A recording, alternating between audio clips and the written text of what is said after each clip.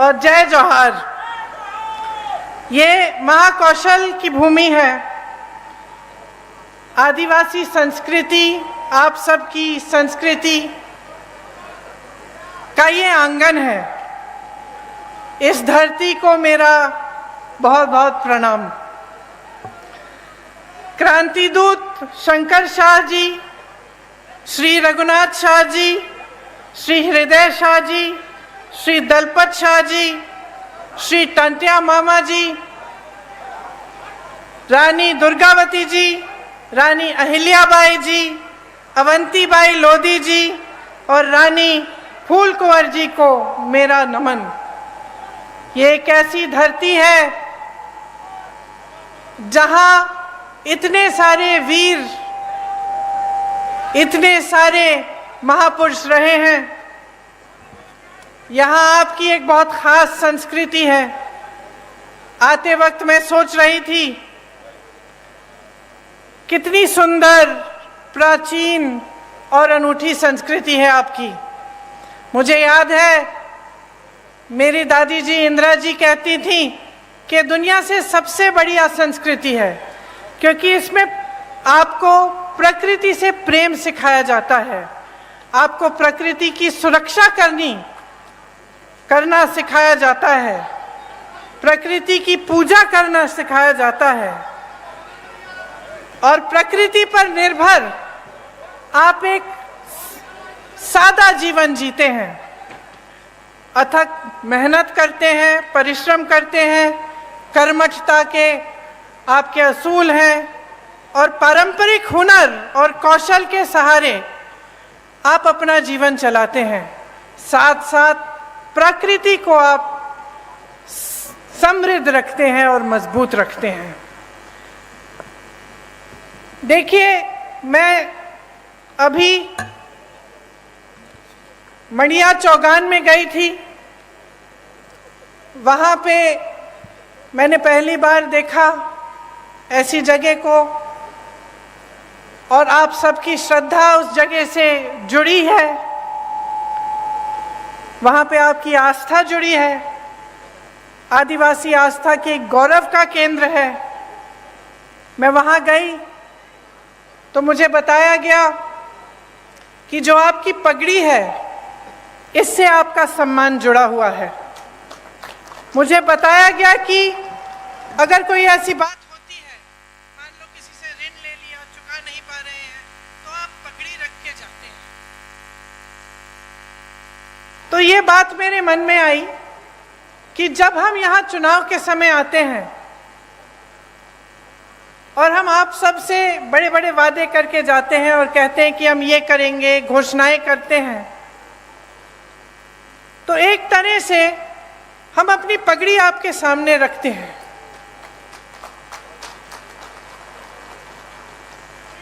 हम ये बात कर रहे हैं कि अगर हम ये नहीं पूरा करेंगे जो हम पाते यहाँ पे आपके सामने हम कर रहे हैं, तो हमारा सम्मान जाएगा। तो आज इसी भावना से मैं आपके सामने खड़ी हूँ। आपने, कई वक्ताओं ने इंदिरा जी की बात की। इंदिरा जी मेरी दादी तो थीं, लेकिन जैसे आपने कहा, आपने उनको इंदिरा माता कहा। शायद जो बुजुर्ग हैं उनको याद भी होगा उनके बारे में। तो आप सब अगर आज यहाँ मेरी बातों को सुनने आए हैं, तो उसमें ये बात भी है कि मैं उनकी पोती हूँ, मेरी शक्ल थोड़ी बहुत उनसे मिलती जुलती है, तो मुझे देखने के लिए आप आए हैं, मैं जानती हूँ। लेकिन एक बहुत गहरी बात भी है जो सिर्फ मेरी शक्ल, उनकी पोती होने के नाते नहीं है, और वो गहरी बात ये है कि आपको इंदिरा जी में भरोसा था। भरोसा इसलिए था क्योंकि इंदिरा जी ने आपके लिए काम करके दिखाया। आप उनको माता कहते थे, तो इसलिए कहते थे कि आपकी श्रद्धा उनसे भी जुड़ी हुई थी। और मेरे लिए ये एक बहुत बड़ी जिम्मेदारी है, एक बहुत बड़ी जिम्मेदारी है कि आज मैं यहाँ आपके सामने खड़ी हूँ। आपने मेरी दादी जी को माता जी माना, और मैं यहाँ खड़े होकर आपके सामने कुछ बातें कर रही हूँ, तो ये मेरी जिम्मेदारी बनती है कि मैं जो बात कहूँ आपसे वो सच बात हो, वो सही बात हो और वो आपके लिए ही बात हो, जो आपको आगे बढ़ा पाए और जो काम इंदिरा जी ने शुरू किया था उसको आगे बढ़ाने वाली बात हो। आपको याद होगा कि इंदिरा जी ने आपको पट्टे दिलवाए थे, याद है कि नहीं? याद है। किस भावना से दिलवाए? इसी भावना से दिलवाए कि ये आपकी ज़मीन है, ये आपका सम्मान है, ये आपसे जुड़ी हुई बातें हैं और आपको पूरी तरह से की शक्ति आपके हाथों में मिलनी चाहिए। कांग्रेस पार्टी की यही परंपरा रही है, यही असूल रहे हैं और हम चाहते हैं कि जो संपत्ति है देश की, प्रदेश की, आपके ज़िले की, ये संपत्ति आपके हाथों में जाए। हम चाहते हैं कि आप मजबूत बने, आपकी शक्ति आपको मिले। और जब आप यहाँ पे चुनाव के बारे में बातें सुनने आते हैं, मेरी भी अनेक अलग अलग पार्टियों के नेताओं की, तो आप हमेशा एक बात को अपने ध्यान में रखिए कि क्या ये लोग आपकी शक्ति आपके हाथों में देंगे कि नहीं देंगे। अब कांग्रेस की जो परंपरा रही है उसको आप देखिए। आपके लिए वन अधिकार का कानून लाया गया ताकि वन पर सबसे पहले आपका अधिकार बने, क्योंकि यही आपकी मूल संस्कृति रही है और एक तरह से मनुष्यता की मूल संस्कृति रही है। तो इसको बचाने के लिए और मजबूत पर करने के लिए आपको वन का अधिकार दिया गया था। जो भी नेता यहाँ आता है, मैं जानती हूँ ये 3 शब्द बोल के जरूर जाता होगा, जल, जंगल और जमीन, है कि नहीं? बोलते हैं ना। लेकिन इसके नीचे क्या अर्थ है, इसको समझना बहुत जरूरी है। क्या नेता गहराई से बोल रहा है या आपके सामने एक जुमला बना के छोड़ दिया है? आपको मालूम होगा कि कांग्रेस की सरकार ने आपको ये वन अधिकार दिलाकर जल, जंगल और जमीन पर आपको अपना अधिकार लौटाया। मनरेगा लाए, मनरेगा से ग्रामीण रोजगार बने। जो पलायन की बात कमलनाथ जी ने की, पलायन किस लिए होता है? पलायन इसलिए होता है जब ग्रामीण रोजगार नहीं बनता, जब आपके इलाके में, आपके गांव में, आपके ज़िले में रोजगार नहीं मिलता, तभी तो बच्चा सोचता है कि घर छोड़ के बड़ी शहर में नौकरी ढूंढेगा क्योंकि यहाँ नहीं मिल रही है। तो मनरेगा किस लिए बनाया गया था? आपको मजबूत बनाने के लिए, ताकि आपको रोजगार गांव में मिले, ताकि आपको पलायन करना नहीं पड़े। आज पलायन बहुत बड़ी समस्या है यहाँ की। भोजन का अधिकार का कानून मिला आपको, इससे आपके बच्चों को जो भोजन का अधिकार है वो दिया गया कि सरकार की जिम्मेदारी बनती है कि आपको भोजन मिलना है। पंचायत व्यवस्था को कांग्रेस की सरकारों ने मजबूत किया। जो पैसा पंचायत को आना चाहिए था वो आया। पंचायत में जो निर्णय लेने चाहिए थे कि आपके यहाँ कुछ काम कराना है या कोई समस्या है उसको सुलझाने के लिए, वो पंचायत में ही लिया जाए, ये कांग्रेस की सोच थी। इन सब चीज़ों से आपके हाथ मजबूत हुए। अब आप अगर देखें तो जितने भी अधिकार कांग्रेस ने आपको दिए और जो जो काम आपकी मजबूती के लिए किए, जब भाजपा आई तो एक एक करके ये अधिकार आपसे छीने गए। आज सरपंचों को के अधिकार में कटौती है, आप सब जानते होंगे। मनरेगा को लागू ही नहीं किया, पलायन और बढ़ गया है क्योंकि गांव में रोजगार नहीं मिल रहा है, आपकी ज़मीनें छीनी जा रही हैं, आपको उपज के सही दाम नहीं मिलते, आप विरोध करते हैं, प्रदर्शन करते हैं तो आपके ऊपर गोलियां बरसाई जाती हैं। वन का अधिकार ही खत्म कर दिया। कमलनाथ जी ने आपको पट्टे दिए थे, आपको याद होगा उस 15 महीनों के सरकार में उन्होंने आपको पट्टे दिलवाए और ये काम भी इन्होंने रोक दिया है भाजपा ने। तो देखिए आपका जो समाज है, मेरी बहनें बैठी हुई हैं, आपका जो समाज है इसके साथ बहुत अत्याचार हुआ है। आपने देखे होंगे इतने सारे जो वीडियो वायरल हुए हैं। देश में प्रदेश में सबसे ज़्यादा बच्चियों को यहीं पे मध्य प्रदेश में यहीं पे गायब हो रही हैं, सबसे ज़्यादा बच्चियाँ। 1.5 लाख बच्चियां और महिलाएं गायब हो गई हैं इनके राज में। हर रोज 17 बलात्कार होते हैं। आप सोचिए बहनें, हर रोज जब आपकी बच्चियां बाहर निकलती हैं आपको डर लगता होगा कि आएंगी वापस कि नहीं, या कुछ हो तो नहीं जाएगा। ये सरकार चल रही है। उज्जैन की घटना तो आपने देखी ही है। और आदिवासी जनों पर, आप पर जो अत्याचार बरसाए जा रहे हैं उनका अब कोई मुकाबला नहीं है। पूरे देश में मध्य प्रदेश उनमें नंबर 1 हो गया है। तो देखिए, यहाँ की जो परिस्थितियाँ हैं वो मुश्किल होती चली जा रही हैं। आपको रोजगार नहीं मिल रहा है, आपको वन पर अधिकार नहीं मिल रहे हैं, यहाँ पे अत्याचार बढ़ रहे हैं, तो पलायन तो होगा ही ना। ये देखकर इतना दुख होता है कि ऐसे बड़े बड़े शहीदों की धरती पर यहाँ से लोग छोड़ के जा रहे हैं रोजगार लेने के लिए, और यहाँ पर रोजगार आपके लिए पैदा नहीं कर रहे हैं। 18 सालों से भाजपा की सरकार है, रोजगार के मौके नहीं बने, सिर्फ लूट में व्यस्त रहे हैं ये लोग। जिस तरफ आप देखें वहाँ घोटाला ही घोटाला। और जब चुनाव आता है आपका ध्यान भटकाया जाता है, धर्म की बातें हो जाती हैं और इधर उधर की बातें होती हैं जिससे आपके जज्बात जुड़े होते हैं। तो बहनों, आपको बहुत सतर्क रहना पड़ेगा। आपको समझना पड़ेगा कि इधर उधर की बातों से सिर्फ आपका ध्यान भटकाया जाता है। और सबसे ज़रूरी बात यह है कि यहाँ पर महंगाई कैसे कम होगी, आपके लिए रोजगार कैसे बनेगा, आपकी संस्कृति का बचाव कैसे होगा, और आप यहाँ पर विकास कैसे आएगा ताकि आप यहाँ पे आगे बढ़ पाएंगे। यहाँ पे तेंदुपत्ता के बहुत सारे मजदूर हैं, आप जानते ही हैं, मुझसे अच्छी तरह जानते हैं कि कितना शोषण हो रहा है। तेंदुपत्ता चुनने का काम करने वाले भाई बहन दिन भर काम करते हैं, सुबह निकलते हैं, शाम तक, सूरज के ढलने तक तेंदुपत्ते को चुनते हैं, बहुत मेहनत करते हैं, एक एक पत्ती की गड्डी बनाते हैं, फिर उसे ले जाकर बेचते हैं। महिलाएं पत्ता बेचने जाती हैं और देर रात तक नहीं लौटती, लेकिन इन्हें क्या सही दाम मिल रहा है तेंदुपत्ता का? आप बताइए। तेंदुपत्ता बोनस में भी भ्रष्टाचार किया हुआ है, अभी तक नहीं मिला। किस किस को मिला है बोनस? तो मिलेगा कैसे जब भ्रष्टाचार किया है इसमें?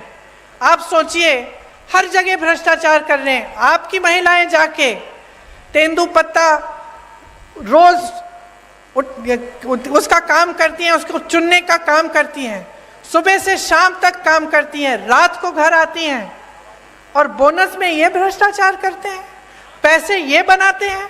आपको सही दाम नहीं मिलता। आपको मालूम है कि छत्तीसगढ़ में 4000 रुपये मिलता है तेंदुपत्ता का दाम। यहाँ को धान का बोनस नहीं दिया। छत्तीसगढ़ में जहाँ कांग्रेस की सरकार है वहाँ सबसे ज्यादा धान का दाम मिल रहा है पूरे देश भर में। ये काम कर रही है कांग्रेस की सरकार। ये तेंदुपत्ते पर बोनस देने का काम किसने शुरू किया था आपको मालूम है? इंदिरा माता ने किया था शुरू। उन्होंने शुरू किया था। जब वो यहाँ आई और उन्होंने देखा कि यहाँ की महिलाएं इतनी मेहनत कर रही हैं तो उनको लगा कि आपकी मदद होनी चाहिए। आज बोनस का पैसा जैसे आप कह रहे हैं नहीं मिलता है। आपको चप्पल दे रहे हैं, छाते दे रहे हैं, जूते दे रहे हैं, बोनस का पैसा नहीं दे रहे हैं। उसमें कमीशन होगा। ठीक है, सही बात कह रहे हैं आप, बिल्कुल। लेकिन आपके सम्मान की क्या बात है? आपके सम्मान की क्या बात है? क्या जूता, चप्पल, छाते से आपका सम्मान जुड़ा है? आप मेहनत करते हैं, क्या आपको अपनी मेहनत की कमाई नहीं मिलनी चाहिए? क्या आपकी मेहनत में आपका सम्मान नहीं है? तो ये जो है, ये सोच है ना, इसी के बारे में आपको बताना चाहती हूँ। एक तरफ कांग्रेस की सोच, आपकी सम्मान, आपका सम्मान, आपकी संस्कृति, आपकी परंपराएं को आगे बढ़ाने वाली सोच, और उसके बारे में मैं और बताऊंगी आपको कि कैसे छत्तीसगढ़ जैसे प्रदेश में कैसे कैसे काम हो रहे हैं। और दूसरी तरफ भाजपा की सोच, जो है कि जब आप सत्ता में हैं कुछ नहीं करें, जनता को आगे बढ़ाने का काम नहीं करें, भ्रष्टाचार करते जाएं, जहां पे आपको मौका मिला वहां हाथ मार लिया, पैसे लूट लिए, काम नहीं किया। चुनाव आने का समय आया, 18 साल से जो आपने काम नहीं किया वो चुनाव के 18 दिन पहले आप शुरू कर लेते हैं। ये घोषणा करेंगे महिलाओं के लिए, आदिवासी जनों के लिए घोषणा करेंगे, कोई और घोषणा कर देंगे बच्चों के लिए, युवाओं के लिए। लेकिन जब आप 18 साल से आपकी सरकार है, जब आप सत्ता में हैं और आप थे, तो आपने क्यों नहीं किया ये काम, ये मैं पूछना चाहती हूँ। और मैं चाहती हूँ कि आप सबका ध्यान इसी तरफ आकर्षित हो। आपको आपके सम्मान की कमाई मिलनी चाहिए। ये जो इन्होंने चप्पल, जूते, छातों की बात की है ना, इसको बंद कराइए। देखिए, थोक में खरीदते हैं, आपको एक जोड़ी चप्पल पकड़ा देते हैं, आपका कौन सा साइज है नहीं है वो भी नहीं मालूम, ऐसे ही पकड़ा देते हैं और सोचते हैं कि ये चप्पल, ये जूते, ये छाते आपको पकड़ाने से आप चुप हो जाएंगे और अपना बोनस नहीं मांगेंगे। इतना भी आदर नहीं करते आपकी मेहनत का। ये आपकी मेहनत की कमाई है, आपका अधिकार है, आपको बोनस मिलना चाहिए और आपको तेंदुपत्ता का सही दाम मिलना चाहिए। अब मैंने छत्तीसगढ़ की बात की, मैंने छत्तीसगढ़ की इसलिए बात की, बहनों सुन लो, क्योंकि छत्तीसगढ़ में कांग्रेस की सरकार है। अभी अभी कुछ दिनों पहले मैं बस्तर गई थी, जहाँ पे आपकी तरह, यहाँ की तरह आदिवासी संस्कृति है, आदिवासी बहन भाई भी रहते हैं। तो वहाँ जो कांग्रेस की सरकार है, सबसे पहले तो आज के दिन तेंदुपत्ता के लिए वहाँ पे 4,000 रुपये मिल रहे हैं पर बोरा, प्रति बोरा। आदिवासी क्षेत्र को उन्होंने एक ब्रांड बना दिया है, मतलब पूरी दुनिया में जाना जाता है बस्तर की ये आदिवासी क्षेत्र है, एक ब्रांड है। वहाँ पे बड़े बड़े मिलेट के प्रोडक्शन के प्लांट लगा दिए हैं, ताकि वहाँ की जो उपज है उसमें से ऐसी ऐसी चीज़ें बनी जो पूरी दुनिया में, पूरे देश भर में पहुँच सके। वहाँ कोदा, कुटकी, रागी, ज्वार जो उगता है, उसमें से ऐसी ऐसी चीज़ें बनाई हैं जो दिल्ली की बड़ी बड़ी दुकानों में बिक रही हैं। अच्छा, वहाँ इंग्लिश मीडियम स्कूल खोले हैं अपने आदिवासी बहन भाइयों के लिए। वहाँ की ये नीति है कि आदिवासी पाठशालाएं बनाई हैं जिसमें आपकी संस्कृति सिखाई जाती है। गौठान में रोजगार बनाए हैं, ताकि जो मेरी बहनें हैं, मैं आपको बताना चाहती हूँ, जो काम कांग्रेस की सरकार ने छत्तीसगढ़ में किया, मैं गई थी काम को देखने के लिए। वहाँ मैं कुछ महिलाओं से मिली, वहाँ जो स्वयं सेवा समूह हैं उनके गौठान हैं, और मैंने पूछा कितना कमा रही हो बहन? पता है क्या जवाब मिला? 1 लाख से 6 लाख रुपए बहनें कमा रही हैं गौठान चला के। तो क्या आप नहीं चाहेंगे कि आपके प्रदेश में भी एक ऐसी सरकार आए जो आपको समझे और ये समझे कि आपकी ज़रूरतें क्या हैं? गौठान बनाएंगे या इसमें से हम कैसे कैसे काम करा सकते हैं, कहाँ कहाँ रोज़गार पैदा हो सकता है बहनों के लिए, भाइयों के लिए, कैसे ऐसे वन के उपज हैं जिनको हम आगे बढ़ा सकते हैं। आपको पता नहीं होगा, छत्तीसगढ़ में 60 से ज़्यादा वन उपज को समर्थन मूल्य दिया जाता है, मतलब कि उसका दाम आपको मिलता है। यहाँ तो आपको एक तेंदुपत्ता का नहीं मिल रहा है, वहाँ 67 वन उपज के लिए आपको सही दाम मिलता है। तो आप सोचिए कि अगर आप सही सरकार चुनते हैं और आप सही पार्टी को वोट देते हैं, जिसके नेता आपको गुमराह करने के लिए काम नहीं करते, आपको आगे बढ़ाने के लिए काम करते हैं, तो कितनी तरक्की आ सकती है आपके जीवन में। आप में हुनर है, हमारी बहनें गुलदस्ता बनाती हो, खिलौने बनाते हो, पेंटिंग बनाते हो, मूर्तियां बनाते हो, हुनर है ना, कला है और आपकी अपनी है। अब इसको लेकर अगर देश भर में, दुनिया भर में आप इसको भेज सकते हैं और इसके ज़रिए आप कमा सकते हैं, तो आपके लिए कितना अच्छा होगा। और यही काम हमारी सरकारें करके दिखा रही हैं, छत्तीसगढ़ में कर रही हैं, राजस्थान में कर रही हैं। आपका सम्मान देश भर, दुनिया भर में फैलता है और बनता है। यहाँ भी हम चाहते हैं कि अगर सरकार आएगी तो ये एक घोषणा है कि मैं करने जा रही हूँ कि तेंदुपत्ता के लिए प्रति बोरा 4,000 रुपये यहाँ पे भी आपको दिलवाया जाएगा। और जैसे छत्तीसगढ़ में पेसा कानून लागू किया है, उस तरह से यहाँ पे भी पेसा कानून लागू होगा। आपने तो देखा होगा कि आज मध्य प्रदेश में कैसी सरकार चल रही है। मेरे ख्याल से 225 महीनों की सरकार है और 250 घोटाले हैं। 18 साल से सरकार चल रही है, 22,000 घोषणाएं की हैं। मंडला जबलपुर की जो सड़क है 10 साल से बन रही है, 10 साल से। पहले 4 लेन की बन रही थी, अब 2 लेन की बन रही है, लेकिन 10 सालों में बना नहीं पाए। वही मैं कह रही हूँ, ढंग से नहीं बनी है। आप आ जाइए ना मंच पे।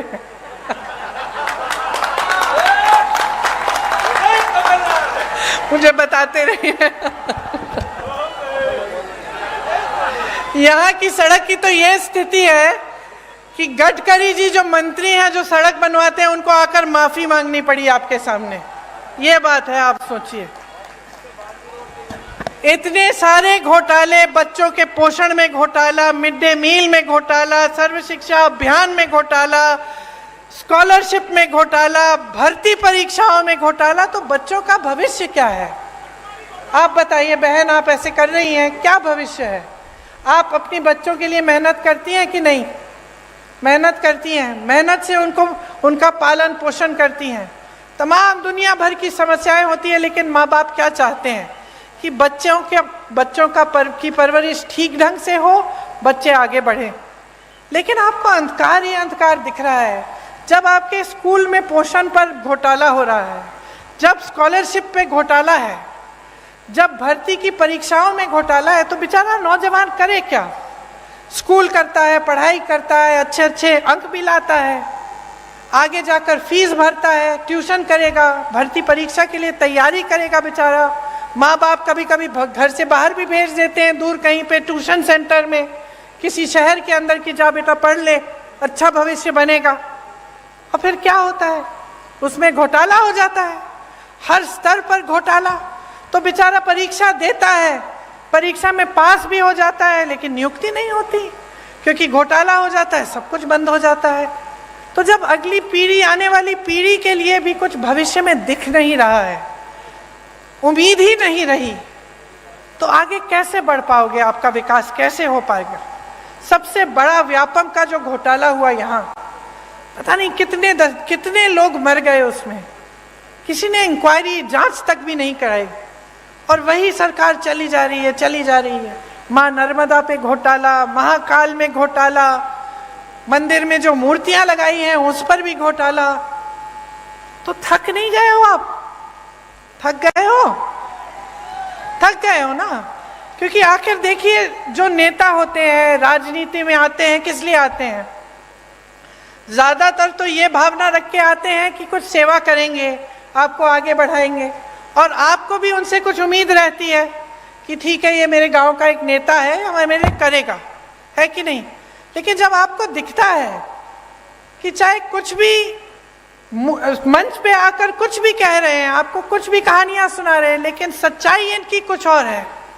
जब आपको दिख रहा है कि सालों से, 10 सालों से आपकी सड़क नहीं बन पा रही है, जब आपको दिख रहा है कि यहाँ नर्मदा मैया में घोटाला हो रहा है, आपके बच्चे आगे बढ़ नहीं पा रहे हैं, यहाँ से पलायन करके चले जा रहे हैं बड़े बड़े शहरों में भटकते हुए नौकरी ढूंढने के लिए, तो क्या आप नहीं सोचते कि बहुत हो गया है, कि अब सरकार बदलने का समय आ गया है? जिन्होंने भ्रष्टाचार किया है उनको सबक सिखाने का समय आ गया है, और एक ऐसी सरकार लाने का समय आ गया है जो आपके लिए काम करे। मैं तो ये भी नहीं कह रही हूँ कि मेरी बातों पर चलो, अपना अनुभव होगा ना आपका। अब आप बताओ, आपके जीवन में तरक्की आई है क्या इन सालों में?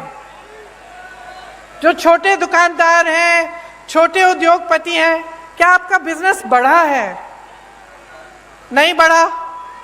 जो किसान बैठे हैं, उनकी खेती, क्या उस खेती से उम्मीद रख सकते हैं कि उनको सहायता मिलेगी सरकार की, कि रोजगार बनेंगे और मजबूत कि कमाई अच्छी होगी? क्या उम्मीद रखते हो आप? और महंगाई कितनी बढ़ी है आप बताओ? महंगाई को कम करने का काम किया है इन्होंने? नहीं किया। आज देखिए क्या कह रहे हैं आपको, कि आपको सिलेंडर देंगे 500 रुपए में, कह रहे हैं। अच्छा बहनों, आप में से कितनों के नाम में सिलेंडर है आज?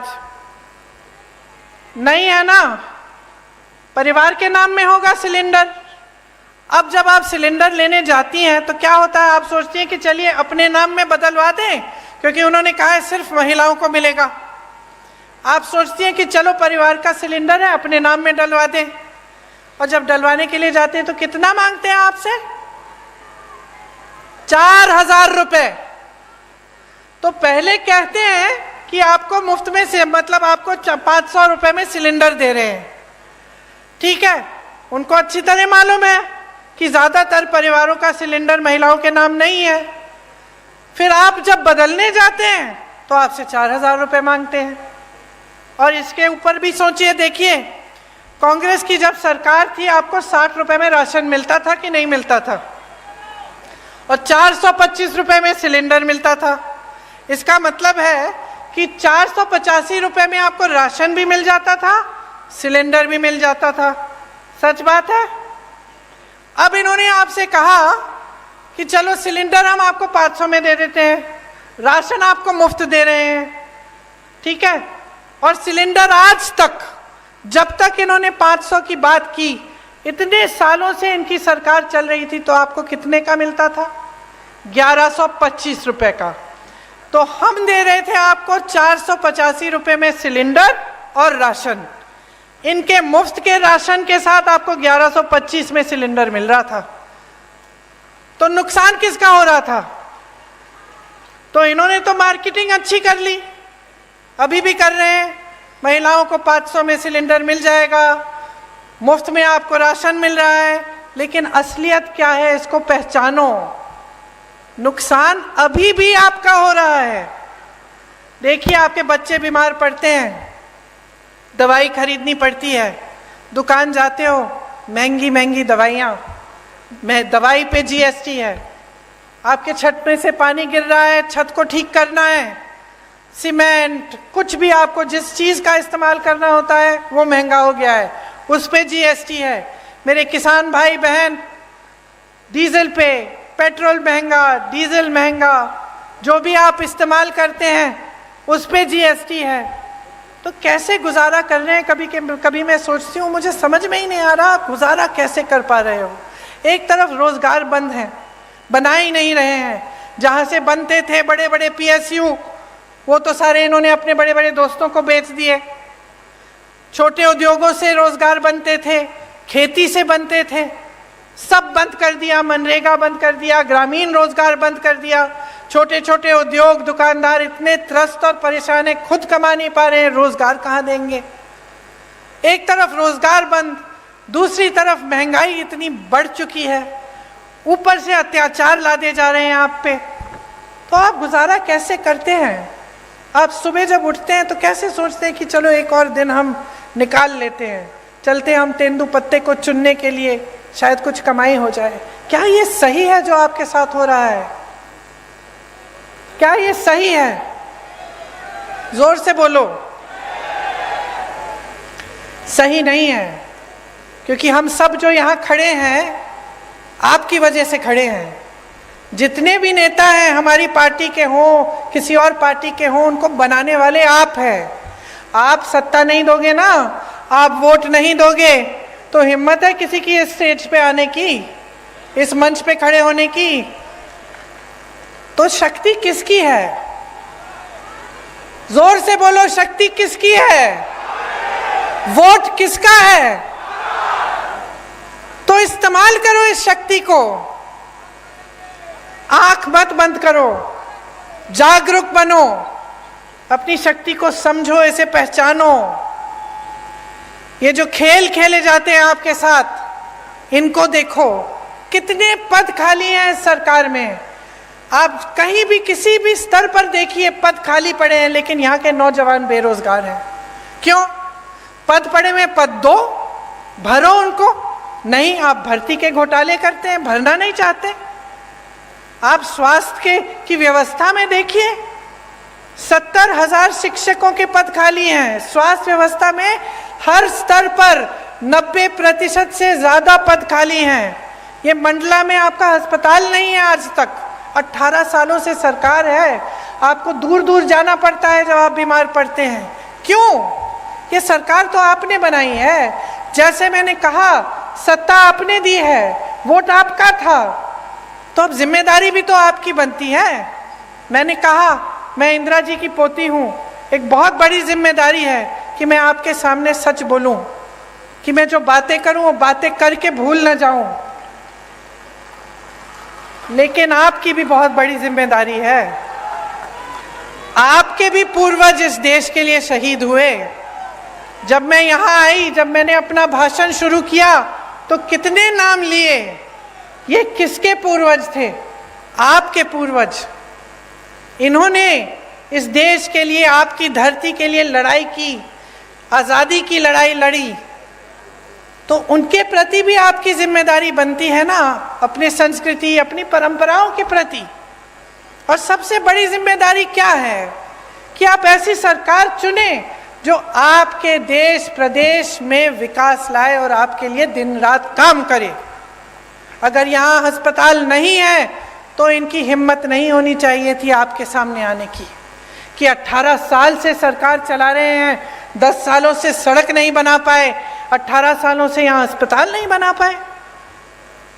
आज पूरे प्रदेश में सीएचसी में एक भी आंख का डॉक्टर नहीं है। जब आंख की बीमारी होती है कहाँ जाते हो? प्राइवेट में जाना पड़ता है। ठीक है, जाओ प्राइवेट में, लेकिन पैसे ही नहीं कमा रहे हो, कमाने के मौके नहीं मिल रहे हैं, कमाई नहीं हो रही है, महंगाई बढ़ रही है, तो कहाँ प्राइवेट में जाओगे इलाज कराने के लिए? किसी ने सोची है ये बातें? तो ये देखिए, अगर एक सही सरकार होती है, उसकी सही नियत होती है, तो बहुत कुछ हो सकता है। आपने सुना होगा, राजस्थान के किसी भी राजस्थान के वासी से पूछिए, वहाँ चिरंजीवी योजना है, कांग्रेस की सरकार है। चिरंजीवी योजना में 25 लाख तक आपका इलाज मुफ्त सरकार कराती है। मैं तो हार्ट पेशेंट से मिली हूँ वहाँ, कि उनकी पूरी हार्ट की सर्जरी, दिल की सर्जरी की है, और सरकार ने पूरे पैसे भरे उसके लिए, 15 लाख रुपए। इसी तरह से छत्तीसगढ़ में भी ऐसी योजनाएं हैं जिससे इलाज मुफ्त हो रहा है। मैं एक बच्चे से मिली, उसको एक खून की बीमारी थी, उसके पिताजी हाथ जोड़ के कह रहे थे कि कांग्रेस की सरकार ने इसका पूरा इलाज कर दिया है। रोजगार बनाने का काम सरकार की जिम्मेदारी होती है, नौजवानों का जो भविष्य है वो सरकार की जिम्मेदारी है। आपने सुना होगा कि हम बार बार कहते हैं कि जाति जनगणना होनी चाहिए। इससे पता चलेगा कि ओबीसी के कितने लोग हैं, दलित के कितने लोग हैं, अनुसूचित जनजाति के कितने लोग हैं इस देश में। और आप सोचिए कि भाजपा की जो देश में केंद्र में सरकार है, इसके बारे में बात नहीं करना चाहती। अरे हम तो यही कह रहे हैं कि गिनती तो करो। हम ये मांग कर रहे हैं कि गिनती करो, हमें बताओ। आप सोचो, आपका बड़ा परिवार है, बड़ा घर है, बड़ा परिवार है, बहुत सारे बच्चे हैं। अगर आपको मालूम ही नहीं कि कितने लड़के हैं, कितनी लड़कियां हैं, कितने बच्चे स्कूल जाने लायक हैं, कितने बड़े हैं, छोटे हैं, तो आपको ये जो गिनती है ये करनी ज़रूरी होती है कि नहीं होती है? कि आप जा रहे हो दुकान, कुछ खरीदना चाहते हो उनके लिए, तो जानना तो ज़रूरी है ना कि बहुत बड़ा परिवार है भाई, वो चाचा जी के 3 बच्चे हैं और मामा जी के 4 बच्चे हैं। ज़रूरी है कि नहीं? घर में ज़रूरी होता है अगर बड़ा परिवार होता है या बड़ा गांव होता है। अब हम कह रहे हैं देश में गिनती करो, हमें बताओ पिछड़ी जाति के कितने हैं, अनुसूचित जाति के कितने हैं, दलित कितने हैं, अनुसूचित जनजाति के कितने हैं। गिनती करो, तभी हमें पता चलेगा कि इनके साथ सही न्याय हो रहा है कि नहीं हो रहा है। क्योंकि आज न्याय नहीं हो रहा है। बिहार में ये गिनती की गई जिसे जनगणना कहते हैं, क्या पता चला? 84% लोग ओबीसी, दलित और अनुसूचित जनजाति के हैं, ये पता चला। अब जब देखा कि पद कितने कितने लोगों के पास है, बड़े बड़े पद, चाहे अधिकारी हों चाहे किसी भी क्षेत्र में हो, तो पता चला कि कहीं नहीं है। जिन लोगों की आबादी ज्यादा है उनको पद नहीं मिल रहे हैं, उनको मौके नहीं मिल रहे हैं। तो जब हम कहते हैं कि जाति जनगणना करो, हम सिर्फ ये कह रहे हैं कि भाई गिनती करो ताकि न्याय हो सके, ताकि जितने ओबीसी हैं उनको न्याय मिल सके, जितने अनुसूचित जनजाति के लोग हैं उनको न्याय मिल सके। जब हम नौकरियों की बात करते हैं, रोजगार की बात करते हैं, आरक्षण की बात करते हैं, तो ये सब हो सके। लेकिन ये सरकार इतना भी नहीं करना चाहती, ये इतना भी नहीं करना चाहते। कहते हैं कि हम ये कह रहे हैं क्योंकि हम जनता और समाज को बांटना चाहते हैं, इसलिए। लेकिन हम इसलिए कह रहे हैं क्योंकि हम न्याय दिलवाना चाहते हैं, और ये इसलिए नहीं कर रहे हैं क्योंकि ये न्याय नहीं दिलवाना चाहते हैं। आज किसान परेशान है, यहाँ के मेरी आदिवासी बहन भाई परेशान हैं, नौजवान परेशान हैं। तो आप सोच समझ के अपना वोट डालिए, क्योंकि इस वोट से आपके अगले 5 साल तय होंगे। आपके बच्चों का भविष्य क्या होने वाला है वो तय होगा। 1.5 साल में कांग्रेस पार्टी ने यहाँ कितने काम किए? 15 महीनों में 27 लाख किसानों का कर्ज माफ किया, सामाजिक सुरक्षा का पेंशन 600 रुपए किया, 1 करोड़ परिवारों को 100 रुपए में 100 यूनिट की बिजली दिलवाई, 1000 गौशालाएं बनाई, 12,000 बर्तन बैंक बनाए, ओबीसी आरक्षण को 14% से 27% तक बढ़ाया। कांग्रेस की सरकार आपके लिए काम करके दिखाती है। आज भी आपके सामने कुछ गारंटी लाई है, इनके बारे में मैं 2 मिनट के लिए आपको बताती हूँ, उसके बाद आप जा सकते हैं घर। कष्ट हो रहा है, शायद धूप भी है। देखिए, जैसे किसान को कर्ज माफ करने का काम हमने शुरू किया था, उसको हम फिर से शुरू करेंगे। तो किसानों का कर्ज माफ करेंगे। 100 रुपए में जैसे 100 यूनिट बिजली आपको पहले दिलवाई थी, वो फिर से दिलवाएंगे। 200 यूनिट की बिजली हाफ की जाएगी, बिल हाफ की जाएगी, मतलब उसकी बिल आधी आएगी। पुराना पेंशन लागू होगा। जितने भी अधिकारी हैं, सरकारी जो रोजगार होता है उसका महत्व यही होता है कि जब वो रोजगार मिलता है, वो नौकरी मिलती है, तो हमें लगता है कि चलो ठीक है, रिटायर होने के बाद भी कुछ आते रहेगा, हम सही सलामत सुरक्षित रहेंगे। आज वो भी छीना गया है आपसे। तो जहाँ जहाँ कांग्रेस सरकार में है, अभी भी ओपीएस लागू है, और हम चाहते हैं कि प्रदेश में, मध्य प्रदेश में भी लागू होगा। गैस के सिलेंडर के लिए जैसे हमने पहले कहा, आपको 500 रुपए में आपको सिलेंडर मिलेगा। महिलाओं को 1500 रुपए प्रति माह दिया जाएगा, आपके खातों में आएगा बहनें।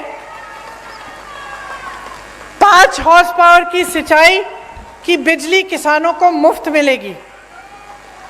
ओबीसी का आरक्षण 27% तक रहेगा, और जाति जनगणना जिसकी बात मैंने की, वो गिनती जिससे आपको आगे जाकर न्याय मिल पाए, वो हम मध्य प्रदेश में करेंगे। जहां भी 50% से अधिक आदिवासी आबादी है, वहां 6ठी अनुसूची डाली जाएगी। अनुसूचित जाति और अनुसूचित जनजाति से के खाली पड़े बैकलॉग पदों पर तत्काल उनको भरा जाएगा, जो पहले से खाली पड़े हैं। पीएम आवास योजना में जो शहर और देहात में आपको अलग अलग धनराशि मिलती है, तो शहर में आपको अगर घर बनाना हो या कुछ बनाना हो, वहाँ अलग धनराशि, गांव में आपको कम मिलती है। लेकिन सीमेंट, सरिया, बालू का दाम तो गांव में भी उतना होता है, बल्कि गांव में जब आपको ढुलाई करवानी पड़ती है, तो आपको दूर जाना पड़ता है। तो एक तरह से आपको और भी दिक्कत होती है। तो हमने तय किया है कि जो पीएम आवास योजना में जितना शहर में मिलता है, उतना ही आपको गांव में धनराशि मिलेगी। देखिए, आपने पिछले चुनाव में, अच्छा एक और घोषणा है जो अभी अभी बताई गई मुझे, इसमें बच्चों की जो शिक्षा है, पहली कक्षा से लेकर 12वीं तक स्कूल की शिक्षा निशुल्क होगी। इस योजना का नाम रखा है पढ़ो और पढ़ाओ योजना। तो ये भी एक और घोषणा है। अब देखिए, पिछले चुनाव में आपने अपना जनादेश दिया। ये जनादेश क्या था? आपने कांग्रेस की सरकार चुनी, इसको धन आदेश के दम पर बदला गया। रिश्वत दी, हमारे विधायकों को खरीद लिया, कुछ लोग छोड़ के चले गए और एक नई सरकार बनी, भाजपा की सरकार बनी। अब आपने 3.5 सालों में इनकी नीयत देख ली है। क्या कह रहे हैं?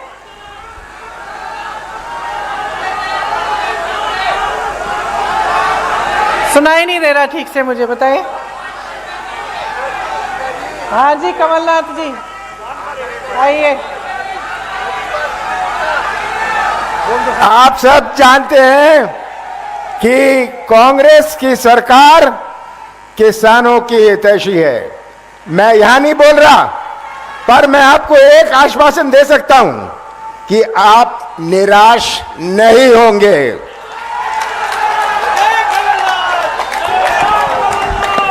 तो देखिए, सीधी सीधी बात है, अपनी सच्चाई को समझो।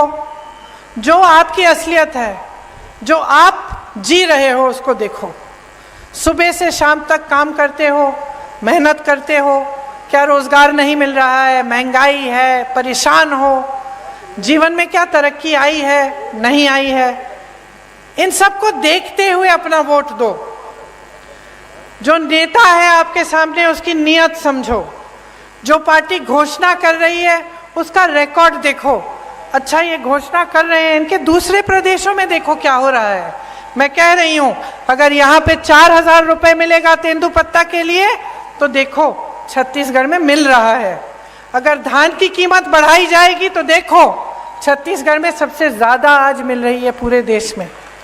तो ये सब बातें देखिए, मेरा मानना है कि जनता से ज्यादा किसी में विवेक नहीं है, मेरा मानना है। और मैं, कोई कुछ भी कह ले, मैं जानती हूं कि आप में विवेक है, सबसे ज्यादा अनुभव है और आप सच्चाई को अच्छी तरह से पहचानते हैं। अगर आज तक मेरी दादी इंदिरा जी को आप याद करते हैं, उनको माता कहते हैं, कि इसलिए क्योंकि आपने सच्चाई को पहचाना, आपने सही नियत को पहचाना। जो आपके लिए दिन रात काम करने के लिए तैयार था, उसको आपने देखा, आपने उन्हें आगे बढ़ाया, उन्होंने आपको आगे बढ़ाया। यही रिश्ता होना चाहिए नेता और जनता में, आप में और हम में। तो इसलिए आज यहां खड़े होकर मैं वोट नहीं, आपकी जागरूकता मांगती हूं आपसे। जागरूक बनो। अगर आप जागरूक बनोगे तो खुद समझ में आ जाएगा कि जिस दिन मध्य प्रदेश में कांग्रेस की सरकार आएगी, उस दिन से आपके लिए काम सही मायने में शुरू होगा और आपकी प्रगति होगी। इसीलिए चुनाव के दिन मेरी बातों को भूलना मत, अच्छी तरह से याद रखना। ये जो घोषणाएं हम कर रहे हैं, ये हम ऐसे नहीं कर रहे हैं, हमने प्रदेशों में करके दिखाया है। हमारा रिकॉर्ड देखिए, हमारी नियत को पहचानिए और खूब जोर से कांग्रेस पार्टी को वोट दीजिए। भारी से भारी बहुमत से जिताइए, ताकि एक ऐसी सरकार बने जिस पर आपको गर्व हो। Class 1 to 8. Class 1 I to said, 8. You said? huh? I said 1 to 12. 1 to 12. 1 to 8, we are giving them 500 rupees. अच्छा। 500 rupees हर साल। Come on, you said. No, you have to. अच्छा, यहाँ एक और घोषणा है कि कांग्रेस सरकार में जो ये पढ़ो और पढ़ाओ योजना है, इसके तहत कक्षा 1 से कक्षा 8 तक बच्चों को हर साल 500 रुपए दिए जाएंगे। कक्षा 9 से 10 तक 1000 रुपए दिए जाएंगे हर महीने। तो यहाँ तो हर साल लिखा है, मैं सोच ही रही थी कि भाई कैसे हर साल, हर महीने यहाँ लिखा है। ये 500 रुपये हर महीने मिलेंगे। 9 से 10 तक हर बच्चे को हर महीने 1000 रुपये मिलेंगे और 11 से 12 कक्षा में हर बच्चे को 1500 रुपये हर महीने मिलेंगे। पढ़ लो। अच्छा, एक बार मेरे साथ कहिए, जय हिंद, जय हिंद, जय हिंद। धन्यवाद।